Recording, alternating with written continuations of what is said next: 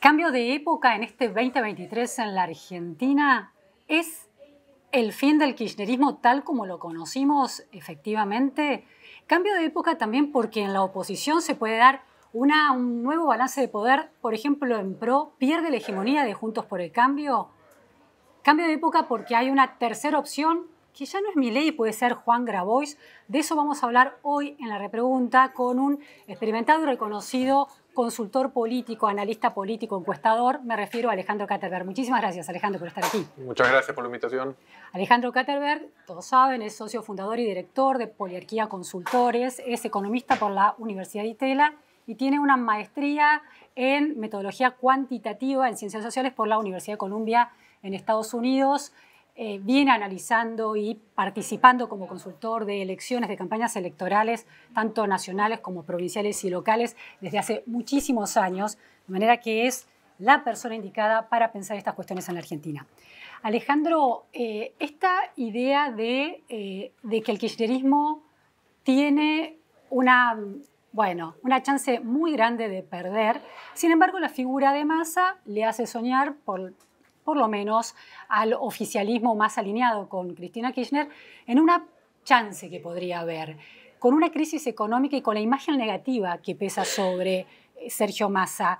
¿Está abierta esa oportunidad? Bueno, sí, en política no hay que descartar nunca nada. En un contexto además de tanta volatilidad, incertidumbre. Ahora, lo que tenemos que asumir, lo básico, es que las probabilidades de que este gobierno lo haya bien son muy bajas. Lo más lógico es que este gobierno y el peronismo sufran una derrota muy fuerte. Que algunas empezamos a ver indicadores a nivel provincial. El peronismo esta elección puede perder 7 de las 14 provincias que controla.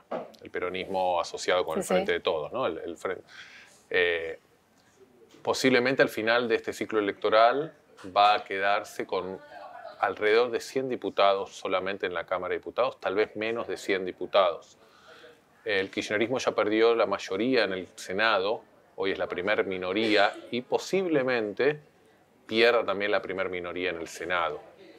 Entonces, lo lógico en un contexto donde la economía está corriendo a 150% de inflación, con un nivel de actividad paralizado, el PBI argentino está al mismo nivel de hace 10 años atrás, el PBI per cápita argentino está por abajo, las familias restringen consumo, políticamente el gobierno y la coalición del Frente de Todos junto con el peronismo, junto con el kirchnerismo ha sido un fracaso. 17 de las últimas 18 elecciones en Latinoamérica las perdió el oficialismo. 4 de las últimas 5 elecciones en la Argentina las perdió el oficialismo a nivel nacional. En todo ese contexto, toda la estructura del peronismo a través de sus gobernadores, intendentes, desacoplándose y adelantando la elección para tratar de separarse de lo que presumen va a ser un muy mal resultado electoral nacional a nivel presidencial. No es lo mismo que el día de las elecciones la boleta del presidente de Sergio Massa esté pegada a la boleta de todos los candidatos a gobernador del peronismo, que solamente va a estar pegada en 4 provincias. Nunca antes hubo tantas provincias adelantando las elecciones locales como ahora. Entonces, cuando uno mira la economía, cuando uno mira la coalición y el nivel de crisis al interior de la coalición, cuando uno mira en líneas generales el niveles de aprobación o desaprobación tan altos como tiene el gobierno, cuando uno mira lo que estábamos diciendo de la estructura del peronismo, cuando uno mira lo que está pasando en la región y cuando uno mira la historia reciente de la Argentina, y lo lógico, Luciana, es que al peronismo le vaya mal este año. ¿Eso quiere decir que la derrota está asegurada? No, yo creo que hay alguna ventana en donde Sergio Massa aspira en primer paso a mantener el piso histórico del peronismo. ¿Qué quiere decir esto? No sacar menos de 1/3 de los votos. Con 1/3 de los votos estás matemáticamente en la segunda vuelta, porque es muy difícil de vaticinar que Juntos por el Cambio pudiera llegar a ganar con más del 45% de los votos. Eso hoy está muy lejano. Entonces, si Sergio Massa dice, yo estoy en la segunda vuelta, con eso, primero, el kirchnerismo está contento y cumple el objetivo que quiere, que es decir, que se le abre la posibilidad a Kicillof de retener la elección en la provincia de Buenos Aires. 33 puntos nacionales de Massa implican que en la provincia de Buenos Aires son 2 o 3 puntos más, son 35 o 36 puntos, y si sobre esos 35 o 36 puntos Kicillof puede conseguir 2 o 3 puntos de corte boleta, ya está alrededor de 37, 38, con eso podría ganar la provincia. Entonces, ahora, un escenario es ese, llegando al balotaje, haciendo una campaña negativa y de miedo muy fuerte. Eso es un escenario optimista para el kirchnerismo. Obviamente. Claro. Ese es el escenario más optimista que el kirchnerismo puede aspirar. Sacar alrededor de un tercio nacionales, tener la posibilidad de ser competitivos en la provincia, poder llegar a un balotaje, y en ese balotaje yo creo que Sergio Massa prefiere que sea, si le dieras a elegir, imagino yo, contra Milei, difícil. Si no, creo que prefiere que sea contra Patricia Bullrich, para poder instaurar una campaña de miedo, claro, en donde ellos se pongan como la contracara de ese ajuste que ellos van a denunciar que viene. Alejandro, la candidatura de Massa es muy interesante porque abre preguntas que despiertan curiosidad casi obvia para el ciudadano común. ¿Cómo es que una figura política que para la opinión pública tiene tasas muy negativas de imagen, o una imagen negativa muy alta, o un nivel de desconfianza muy grande, se convierte en el candidato potable del kirchnerismo? ¿Esto es porque Massa tiene algún talento comunicacional? ¿Su ambición política logra, por lo menos comunicacionalmente, cambiar cierta percepción? No, no es solo eso. No tiene que ver solamente con lo comunicacional. Tiene que ver con un fracaso rotundo de la vinculación y la relación entre Alberto Fernández y Cristina Kirchner, en donde se cancelaron mutuamente, se anularon mutuamente, se afectaron mutuamente. Un poco la escena de la guerra de los Roses, ¿viste? Que termina con los dos cayéndose aplastados por la lámpara. Todos pierden, un juego en el que es un juego de todos pierden. Y en ese juego de todos pierden, Sergio Massa logró erigirse como una carta de unidad del peronismo y del Frente de Todos, al kirchnerismo, que creo que estaba en un dilema, y que Cristina Kirchner estaba en un dilema entre decir, ¿qué hacemos? ¿Vamos a una elección a defender nuestras banderas, a defender nuestra identidad? Vos en la introducción decías el kirchnerismo se acaba. El kirchnerismo sigue teniendo entre 20 y 25% de los argentinos que se identifican con ellos. Se identifican con Cristina Kirchner, pero más que identificarse con Cristina Kirchner, se identifican con una idea, con un mensaje, con una identidad, con un relato. El kirchnerismo tiene identidad que comparte un sector grande de la sociedad. Pero las elecciones provinciales no han demostrado eso. ¿Eso lo estás pensando en función, por ejemplo, del electorado del conurbano bonaerense? No, gran parte está en el conurbano bonaerense, pero a nivel nacional también está esa identificación. El kirchnerismo sigue teniendo entre 20 y 25% de votantes y de personas en la sociedad que creen en la construcción narrativa que el kirchnerismo hace, ¿no? Un Estado grande que se mete en todos los aspectos de la vida social y económica, en un discurso anticapitalista, antiapertura, anti-occidente. ¿Crees que en estas elecciones ese porcentaje del 25% puede quedar muy impactado? Porque el escenario que dabas no era optimista para el oficialismo. No, pero yo creo que el peronismo... ¿Esta narrativa todavía tiene tanto sustento? 25% es un montón, ¿no? Sí, lo tiene. El kirchnerismo tiene entre 20 y 25% de sustento, lo tiene. Y yo ¿Más allá del resultado de las próximas elecciones? Yo creo que el kirchnerismo va a estar oscilando entre ese 25% y un 35% al que aspira a llegar Massa. Y de vuelta a lo que te decía recién, Cristina Kirchner tenía una disyuntiva al momento de elegir la candidatura. Sí. La disyuntiva era, voy a priorizar la identidad de mi base electoral, voy a priorizar la identidad no de mi base electoral, la identidad de mi sector, claro, de mi historia política, y voy a ir a una campaña con un discurso que satisfaga y consolide mi núcleo duro. Eso hubiese sido Guado de Pedro o Axel Kicillof como candidato.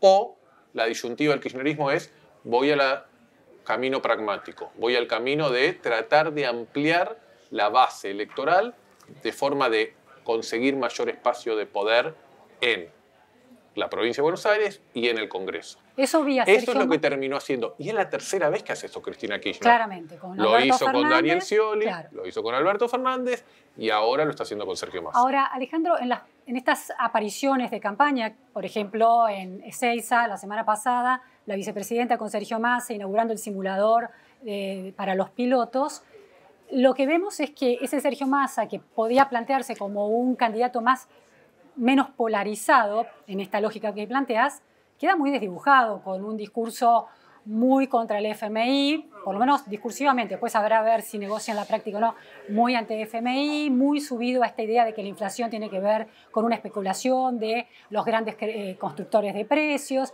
Eso lo abrazó, por lo menos para las PASO, Sergio Massa. Sí, entonces la lógica de correrse hacia el centro quedó muy desdibujada, lo ¿no? está abrazando para tratar de consolidar el núcleo duro, pero también eso lo combina con algún otro tipo de discurso y con una historia de él que es la de un pragmatismo y la de claramente tener una vinculación y una relación con los Estados Unidos, una visión sobre el mercado muy ¿No diferente se perdió al eso ya con el kirchnerismo. acercamiento a China y el subrayado de ese acercamiento y los yuanes y toda esta Yo historia? no creo que ahí Sergio Massa en eso le peligre.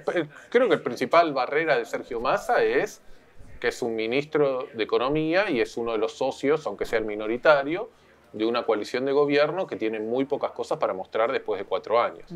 Entonces, básicamente, la estructura del discurso es lo que hablábamos recién, es decir, lo peor ya pasó, quedó atrás la sequía, el otro día lo dijo, la época de las vacas flacas están quedando atrás, viene la recuperación finalmente de la Argentina por el gasoducto, porque el año que viene no vamos a tener la sequía histórica que ellos hasta van a agrandar en su impacto, que realmente fue muy fuerte el impacto, pero lo van a agrandar más, van a agrandar el impacto que puede tener el gasoducto como motor de generación de crecimiento a partir del año que viene, y básicamente van a plantear una disyuntiva en decir, bueno, pasó lo peor, ahora, ¿querés que nosotros te lo administremos o querés que te lo administren aquellos que vienen a sacarte tus derechos y van a hacer todo ese discurso del miedo?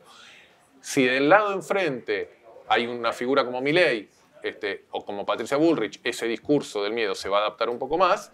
Si del lado de enfrente está la figura de Horacio Rodríguez Larreta, ese discurso del miedo se va a adaptar un poco menos. Pero esa va a ser la estrategia, porque además no tiene mucho más para ofrecer o mucho más para armar. Alejandro, ¿cuánto incide ese discurso del miedo efectivamente en el votante, en la opinión pública, que vive la realidad de los datos de la economía en su bolsillo todos los días? Yo creo que en esta etapa todavía poco.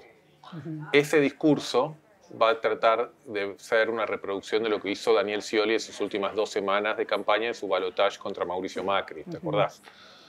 En esta etapa estamos muy lejos todavía. La gente todavía ni está metida. Esto va a ser una campaña de 10 días. Esta campaña, hicimos una encuesta hace una semana. 35% de la gente dice que no tiene nada decidido su voto y 20% adicional dice que tiene poco decidido su intención de candidato a votar. 55% de los argentinos hoy me están diciendo, mira, estoy poco o nada seguro de a quién voy a votar. Los últimos 10 días, entre el 1 de agosto y el 10 de agosto que empieza la veda electoral, va a ser una campaña de 10 días. Ahí la gente se va a involucrar. Después viene octubre y después muy posiblemente venga noviembre y ahí será. Es un proceso largo en donde tanto el gobierno, que es lo que venimos hablando, como la oposición, van a tener que ir llevando la temática, ¿no? Creo que es muy pronto largar ahora para el gobierno esta idea de nosotros o ellos y ellos te van a ajustar y nosotros te vamos a defender. Creo que todavía le falta mucho recorrido para llegar a ese momento. Hablaste de Milei como un contendiente posible, por ejemplo, si el kirchnerismo, si Sergio Massa llegara a una segunda vuelta, ¿no? ¿No se desdibujó Milei? Las elecciones provinciales han demostrado que esa presencia en el debate público no tiene, por lo menos a nivel provincial, un correlato electoral. Mira, yo no veo en las elecciones provinciales el correlato con lo nacional como muchos analistas o periodistas políticos tienen. Principalmente son fenómenos locales. Después caen los candidatos nacionales, se abrazan el domingo a la noche, levantan los brazos, los medios nacionales interpretan una elección de intendente en un pueblo de Córdoba de 20.000 habitantes como si esos votantes estuviesen pensando en la lógica nacional. Eso no está. Entonces, bueno, pero quiero decir, Poggi, porque digo esto, Poggi claramente está alineado con Juntos por el Cambio, ¿no? En San Luis. Ahora, Milei no ha logrado ninguno de ese tipo de alineaciones en las provincias. ¿Le puede alcanzar un candidato como Milei la provincia de Buenos Aires y la ciudad de Buenos Aires para tallar? Déjame que te responda de esta forma. Yo te diría, si la interpretación es, che, qué mal le va a los candidatos que Milei apoya, y eso es un síntoma de que Milei en realidad no tiene o no captura el nivel de descontento y la bronca social, que es una de las particularidades de esta elección. No lo hablamos hasta ahora, pero tenemos que dejar en claro que una de las cuestiones especiales de esta elección y que explican el potencial fracaso muy fuerte que va a tener el peronismo es que estamos frente al clima de opinión social más grave, más negativo desde el 2001, ¿no? Entonces, y Milei se explica por eso. Pero sí, por ahora, a nivel provincial, ese clima se dirimió entre kirchnerismo versus Juntos por el Cambio, no vía Milei. a nivel provincial, eso se está dirimiendo en oficialismos que están logrando reelecciones, pero con un menor nivel de caudal electoral, y que ahora vienen las provincias donde el oficialismo posiblemente empieza a parar. Se perdió en Santa Fe, hay que ver si pueden perder en Chubut el peronismo, puede perder en Chaco el peronismo. En Córdoba no perdió, pero acortó muchísimo la diferencia. Muchísimo. Posiblemente el peronismo pierda en Entre Ríos. Perdió San Juan, perdió San Luis. Por eso, ahí no talla Milei. Ahora, pero sí hay ese descontento no se canaliza. No, pero estamos con participaciones electorales récord bajas. O sea, nunca hemos visto tan baja participación electoral en las provincias como estamos viendo en este ciclo. Estamos viendo aumento del voto blanco y estamos viendo, y se sigue reflejando a nivel nacional, un descontento muy profundo. Ahora, ¿qué es lo que sí muestra? Es que las barreras de entrada en el sistema electoral argentino son muy grandes. ¿Qué quiere decir eso? A ver. Que la estructura, lo que quedó claro en este cierre de listas y en las provincias, es que Milei no fue capaz de armar una estructura política mínima. Entonces ahí viene un doble mensaje. Uno es, vos querés ser presidente y no pudiste tener un candidato a gobernador sabiendo hace un año que querés ser presidente, hasta hace 2 semanas antes de cerrar la lista tuviste que ir cambiando el candidato a gobernador. ¿Qué te dice a los votantes sobre alguien que quiere ser presidente que no tiene la capacidad de conseguir un candidato a gobernador en la provincia de Buenos Aires, mucho menos en el resto del país? Sí, de construir estructura, ¿no? Entonces, hay una idea de no hay nada abajo de Milei. Quedó evidenciado que estructuralmente, políticamente, abajo de Milei hay poco y nada. Y después tiene la duda siempre histórica de la política argentina de cuánto pesan las estructuras a la hora de la fiscalización, ¿no? Como ese fantasma de acá si no tenés fiscales para completar las, creo que son 100.000 mesas en todo el país, te desaparecen los votos. Y ahí entra otra suspicacia, que es que habría una alianza entre Milei y el masismo, por ejemplo, para el control de votos en provincia de Buenos Aires. Posiblemente, porque, como decíamos antes, si el peronismo, el kirchnerismo no puede ganar la elección, supongo yo que va a preferir que no la gane Juntos por el Cambio o que no le vaya, que le vaya lo peor posible a Juntos por el Cambio. Entonces, para terminar el capítulo Milei, lo que ha ocurrido en las provincias y lo que ha ocurrido a nivel del cierre de listas, lo que muestra es que el nivel de improvisación al interior de esa estructura es mucho mayor de lo que mucha gente se imaginaba. Lo que muestra es que Milei claramente pareciera ser una figura con incapacidad de una construcción de equipos, de mostrar y consolidar figuras.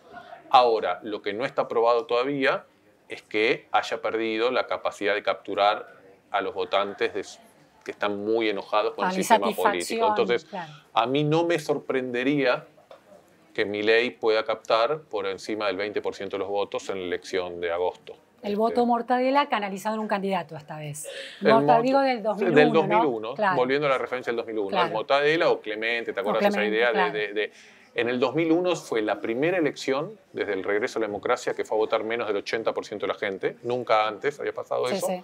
Y 25% de los votos fueron blancos o nulos. Claro. En algunas provincias, como en Santa Fe, llegó al 40%. Ahora hay un candidato que se puede quedar con eso. Ahí hay un candidato que se puede quedar con eso. Ahora, está Grabois, ¿no? En la elección de Santa Fe mostró un puntito a favor, se ganó un poroto con el alineamiento de Juan Monteverde en Rosario, con su agrupación Ciudad Futura, esa línea detrás del Movimiento Evita y también de Grabois. Y hay encuestadores, colegas tuyos, que hablan de una intención de voto hacia Milei del... Hacia Grabois. Hacia Grabois del 9%, más o menos. En la lectura que se venía haciendo, parte de los votantes de Milei podían venir de un kirchnerismo insatisfecho, que no iba a votar a Massa, y podía venir de un Juntos por el Cambio, de votantes de Patricia Bullrich, que eventualmente no iban a votar a Larreta. Grabois, para el kirchnerismo, de esos kirchneristas más radicalizados, para los cuales Massa no es un candidato potable, ¿podría efectivamente convertirse en una sorpresa? No para pasar a una segunda vuelta, pero para sacarles votos a Sergio Massa. Podría ser una expresión de un sector más militante del kirchnerismo. Yo tiendo a creer que va a estar más cerca del 5% que del 10%. Y en cierto sentido, alguien puede pensar que al revés, que es algo positivo porque le sirve de válvula de escape para el descontento de algún núcleo de votante que, como hacíamos referencia anteriormente, está cansado de tener que elegir la opción pragmática, llámese Scioli, llámese Alberto Fernández, llámese Sergio Massa, el sapo a y tragar, prefiere decir, perdamos con la nuestra. Si somos lo que somos, pero vayamos con los 25 puntos. Que en muchos sentidos es lo que a veces expresa Máximo Kirchner, ¿no? Diciendo, ¿somos 25%? Bueno, reflejemos el discurso de este 25% y seamos fieles a nuestra identidad. Sí. Hay que ver si son 25% con un candidato tan extremo y definido. No, con Grabois claramente no lo es. Y con De Pedro probablemente tampoco. No, seguramente con Axel Kicillof por ahí podía haberlo sido. Pero insisto, el gobierno está apuntando y sobre todo el kirchnerismo está apuntando a el ejercicio pragmático del poder. Y eso es tratar de retener la provincia de Buenos Aires. Y no es menor, porque retener la provincia de Buenos Aires le da una supervivencia al kirchnerismo y un poder al kirchnerismo hacia adelante mucho mayor, obviamente, que si no la tuviera. Y además cambia las condiciones de gobernabilidad para lo que viene en la Argentina. Claro. En caso de ganar la oposición, ¿no? En caso de ganar la oposición, y te diría incluso de ganar Sergio Massa, que esto obviamente nadie lo diría, pero, o por lo menos ser dentro del propio coalición de gobierno lo van a negar rotundamente, pero la capacidad, los limitantes a los grados de libertad que Sergio Massa pueda tener para ejercer su propia presidencia no van a ser los mismos con el kirchnerismo controlando la provincia de Buenos Aires que si el kirchnerismo la perdiera. Casi que puede tener un aliado si la oposición gana en provincia de Buenos Aires. Un aliado más en un caso hipotético que Sergio Massa ganara. Igual tenemos que asumir que el caso de que Sergio Massa gane esta elección es muy bajo. Es bajo. No sé si muy bajo, es bajo. Acá ¿Kicillof es bajo? ¿Más bajo que en 2021 todavía? No, Kicillof es más probable que pueda ganar y va a depender en parte de cuánto arrastre le permite generar Massa. Por eso también es muy importante quién termina siendo la competencia para Kicillof. Claro. Obviamente en la provincia de Buenos Aires hay un candidato de la oposición como es Santilli que está mucho más posicionado porque viene de ganar la elección del año pasado que Grindetti. Ahora, volviendo a lo amplio, a lo importante. Esta es una elección que estaba servida sobre la mesa para Juntos por el Cambio. Quiero ir a Juntos por el Cambio. Esta es una elección donde Juntos por el Cambio, después del resultado de las elecciones del 2021, se le abría la posibilidad de ganarla en primera vuelta. Esta es una elección donde Juntos por el Cambio pudo haberse acercado o obtenido mayoría en la Cámara de Diputados y donde puede quedarse, todavía puede, con un montón de provincias. De hecho, hay algunas provincias que perdió que yo creo que la pudieron haber ganado. Por ejemplo, La Pampa, Córdoba. Juntos por el Cambio perdió una de las 4 o 5 ciudades más importantes del país, que era Tucumán, que la gobernaba un aliado Juntos por el Cambio, Alfaro, y lo perdieron. O sea que ¿Es un problema de la intensidad de la interna? Es un problema de la estrategia para mí. Es un problema de la incapacidad de resolver la candidatura sin recurrir a una confrontación tan fuerte y como lo que estamos viendo y yendo a los pasos. O sea, paso de hecho, sí, pero con otro nivel de civilidad política. No, yo creo que el Juntos por el Cambio y el PRO tuvo que haber evitado ir a las PASO. Pero no Juntos por el Cambio. No todo. Pero no suena para los valores que intenta instalar esa oposición poco democrático. No lo comparto. ¿Por qué? A ver. Hace 200 años que hay república en la Argentina y hace 10 que existen las PASO. Hay muchas otras formas de resolverlo. Acá el liderazgo claro es del PRO, los candidatos del PRO eran los que más medían. Se pudo haber resuelto con una interna como la resolvió Macri, con una interna que era arreglada y conveniente para ambas partes, en donde claramente Macri le convenía ese contexto. Pero yo insisto... Pero el liderazgo de Macri era muy claro, no está ese liderazgo. No está ese liderazgo, pero la ausencia de ese liderazgo no significa que la única forma de resolución del problema del liderazgo en el PRO, sobre todo, era yendo a este nivel de interna. Yo creo, es un contrafactual que no se va a poder demostrar, habrá que ver el resultado del 13 de agosto. Hay muchas encuestas que muestran que Juntos por el Cambio hoy tiene algunos puntos más que el Frente de Todos. Sí, pero no tantos puntos más, ¿no? Bueno, yo creo que va a sacar varios puntos más. Ahora, insisto, hay algunos colegas míos que muestran, o encuestas que se ven, donde hay paridad, incluso en algunos estudios, donde la suma de los candidatos de Juntos por el Cambio es muy parecida a la suma del Frente de Todos.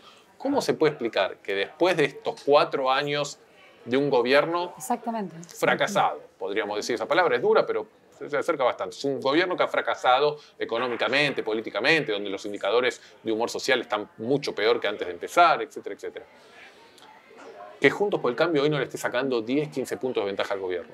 Si Juntos por el Cambio no le saca 10 puntos de ventaja al gobierno, yo te diría que es un fracaso Juntos por el Cambio o es una llamada de atención muy profunda Juntos por el Cambio en las PASO. Y además de eso va a tener un desafío adicional, no solo los puntos que pierda con respecto al 43% que sacó Juntos por el Cambio en el 2021, sí, sino la interrogante sobre, ok, y después de las PASO, los votantes de Larreta o de Bullrich, dependiendo quién pierda, ¿van a votar al que ganó? Sí, esta idea de si el voto es de la gente o de los candidatos. No, los votos siempre son de la gente. Pero que el candidato puede influir en que, bueno, ahora nos movemos a otro cuadrante. Bueno, va a depender del nivel de agresividad de las próximas semanas, de las próximas 4 semanas, y va a depender de la actitud que los propios dirigentes Juntos por el Cambio tomen después de concluida la interna. Ahora, ¿no puede resultar, Alejandro, que en realidad, una vez superada la PASO, no importa si es Larreta o Bullrich, el candidato que surge como el candidato que va a la primera vuelta, el votante de Juntos por el Cambio se realinea y empieza a funcionar con el chip de la polarización antikirchnerista? Puede pasar que no. Sí. Entonces la pregunta es, ¿hacía falta desde el punto... a votar a Milei, por ejemplo? A Milei, a Massa, o a Schiaretti, o no ir a votar. La pregunta que yo te hago es, al comentario de ¿es inevitable o era inevitable la competencia interna en Juntos por el Cambio para dirimir el liderazgo? No con esta intensidad. Algunos dicen era inevitable. Y otros dicen, lo que acabas de decir, después del 13 de agosto se va a unificar el voto y es más, va a haber hasta polarización y va a crecer el voto. Existe esa hipótesis, existe la hipótesis contraria y está lo que quedó en el camino.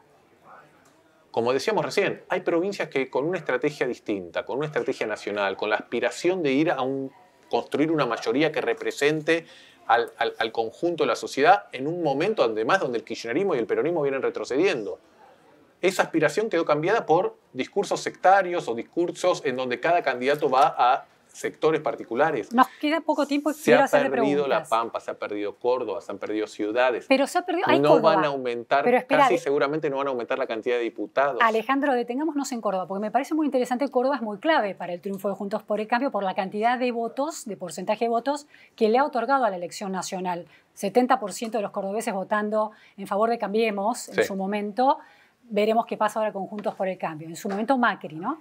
El hecho no es un indicador, un síntoma de un fenómeno que puede ser todavía más contundente, el hecho de que aún a nivel provincial, a la hora de votar gobernador, se haya cortado tanto la diferencia entre ese peronismo histórico de la provincia y el candidato de Juntos por el Cambio. En todos lados el peronismo viene retrocediendo. Acá la pregunta no es si Juntos por el Cambio va a obtener votos en Córdoba. Acá estamos hablando de la construcción de poder político para la próxima presidencia.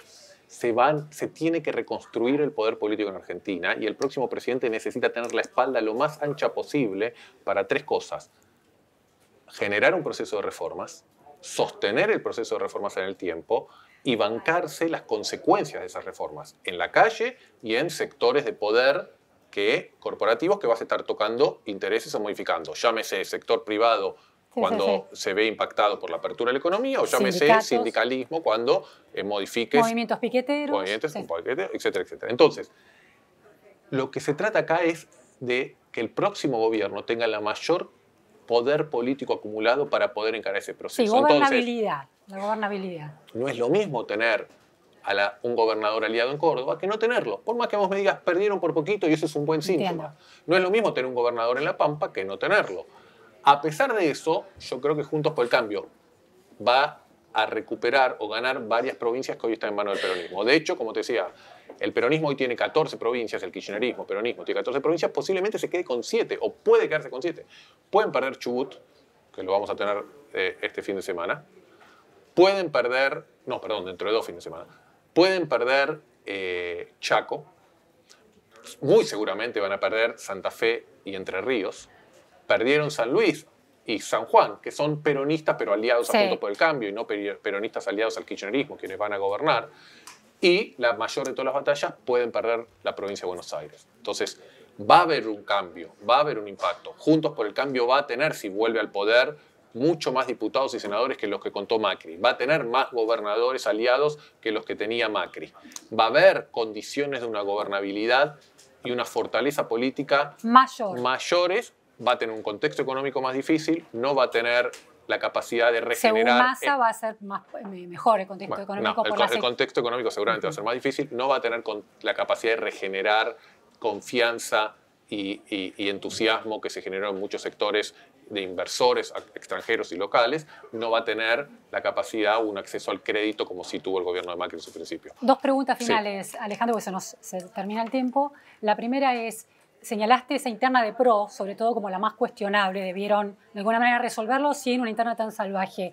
El modo en que se reconstruye el balance de poder dentro de PRO, Larreta versus Bullrich, ¿puede poner en juego el balance de poder dentro de la coalición y la supervivencia de la coalición en el sentido de que Larreta, aliado con, por ejemplo, Lustó, le hace muchísimo ruido aparte de PRO y podría llevar, por ejemplo, una fuerte presencia de Lustó en ese lado de PRO a una derrota del PRO más puro en la ciudad de Buenos Aires con la pérdida de base territorial para PRO? ¿Eso puede transformar el sentido de la coalición de Juntos por el Cambio y condicionar el gobierno futuro si lo gana? No, yo creo que una vez que definido el liderazgo el 13 de agosto presidencial, ahí va a quedar más claro. Y la lógica ahí sería que finalmente se alineen el resto de los actores. Lo que no hay que cometer el error es pensar que Juntos por el Cambio, incluso ya ni los radicales ni al interior del PRO, es algo muy unificado, hay mucha diversidad, claro, al interior. Claro. Va a requerir no solo un trabajo de seducción política hacia el exterior de Juntos por el Cambio, va a requerir un trabajo de seducción política al interior de Juntos por el Cambio. Ahora, volviendo al punto anterior, el PRO en esta batalla interna o diferencias internas o conflictividad interna o competencia interna, lo que ha hecho es ha cedido espacio a sus aliados. Cuando vos ves las listas a senadores y a diputados nacionales, sí. Hay muchísimo más radicales que la proporción que los radicales tienen dentro del peso de los Juntos por el Cambio. Entonces, en este proceso de pelea interna, en la búsqueda de generar aliados, le han entregado más. La lista de Larreta a figuras como José Luis Experto, Cintia Jotto. Por eso amplía en términos de fuerzas políticas, pero no se reduce en términos de cohesión del ideario de Juntos por el Cambio. Sí, porque además el ideario de Juntos por el Cambio se va perdiendo ante el desdibujamiento de la identidad y del mensaje. Entonces, no hay un mensaje hoy claro de Juntos por el Cambio porque tenés una competencia muy profunda dentro de Juntos por el Cambio. Sobre todo el mensaje de PRO, ¿no? Del PRO y de Juntos por el Cambio en general. Se debería corregir después del 13 de agosto. Y las heridas se deberían empezar a curar después del 13 de agosto. Ahora, la duda va a estar. Punto 1. ¿Qué nivel de caudal de votos Juntos por el Cambio saca y cuánto es en relación a la última elección? Yo creo que va a estar por abajo del 40%, mientras en las últimas 3 elecciones viene sacando más del 40%. Y la segunda duda va a ser cuánto de ese voto retienen entre agosto y octubre. Si Juntos por el Cambio retiene su caudal de voto, lo lógico en este contexto económico, en este contexto nacional, en este contexto regional, es que Juntos por el Cambio termine ganando esta elección. Y última pregunta, 2019 la PASO representó, por lo menos para parte de la opinión pública, una sorpresa, ¿no? Sí. La derrota de Cambiemos y el volumen de esa derrota. ¿Cuál es el cisne negro que podría suceder en esta PASO? El mayor cisne negro que podría suceder en esta PASO es que Javier Milei saque arriba de 25 puntos y se vuelva al escenario de triple empate, en donde en un escenario de triple empate cualquiera tiene posibilidad de llegar al balotaje y se empiece a pensar nuevamente que Milei es competitivo en la capacidad de llegar a un balotaje y después, cuando él está en el balotaje, vas a saber lo que puede pasar. Ese sería el ¿No sería que gane el kirchnerismo o que el mayor volumen? No. Hoy el mayor cisne negro y lo que más podría cambiar radicalmente la Argentina hacia futuro es que Milei sea competitivo. Hoy, si el kirchnerismo, si Sergio Massa logra por alguna razón ser competitivo y hasta ganar esta elección, la Argentina no va a ser muy diferente de lo que estamos viendo en estos últimos años. Si Milei gana la elección, la Argentina va a ser, para mí, drásticamente diferente y, en mi opinión, para peor. Ahora, ese sería el mayor cisne negro, que una figura totalmente afuera del sistema, que hace 2 años no existía o hace 3 años políticamente no existía, hoy o el 13 de agosto termine sacando arriba de 25 puntos y en octubre incluso pueda cosechar algunos de los caídos de los candidatos que no transmiten. Ese es el principal cisne negro. El segundo sería que... ¿Un triunfo contundente de Juntos por el Cambio? No, eso debería ser lo lógico. Lo lógico debería ser eso. No, es que debería ser lo lógico. Pero pareciera... Bueno, pareciera que no, pero lógico. Cuando uno mira las condiciones económicas, las condiciones sociales, el segundo cisne negro no debería ser eso. El segundo cisne negro debería ser, che, esto termina siendo una elección empatada entre el gobierno y Juntos por el Cambio. Entiendo. No que Juntos por el Cambio gana por mucho, sino que Juntos por el Cambio gana muy técnico, poco. Claro. Entonces, si el domingo 13 de agosto, es decir, entre 4 domingos, vemos que la suma de Massa más Grabois es algo parecido a la suma de Larreta más Patricia Bullrich, uno debería decir, ¿qué está pasando acá? ¿Cómo puede ser que la oposición, en un contexto que pareciera ser muy favorable para ellos, no esté pudiendo capturar... ¿3 puntos de diferencia es eso o tiene que ser menos todavía? No, cualquier cosa que esté ahí, entre 3 a 5 puntos de diferencia, va a sonar como que es poca victoria Juntos por el Cambio. Entiendo. Muchísimas gracias, Gracias por la Alejandro invitación. Bueno, preguntas que se disparan, respuestas que se ensayan. Con el correr de los días veremos cómo se va confirmando este panorama electoral. Muchas gracias.